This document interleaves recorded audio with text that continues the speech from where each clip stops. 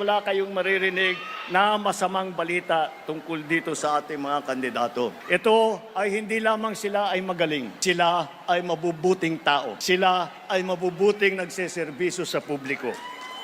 Wala sa kanila ang may bahid ng dugo dahil sa tukhan. Wala sa kanila ang kasabwat sa pag-aabuso na binulsa ang sako-sakong pera, pinagsamantalahan ng pandemya, binayaan na magkasakit at mamatay ang ating mga kababayan nung panahon ng COVID. Wala sa kanila ang nagsisip-sip po sa China. Iba pumapalakpa na tuwan-tuwa na pagka binobomba po ng tubig ang ating mga Coast Guard, kapag hinaharang ang ating mangingisda at ninanakaw sa kanila ang kanilang huli.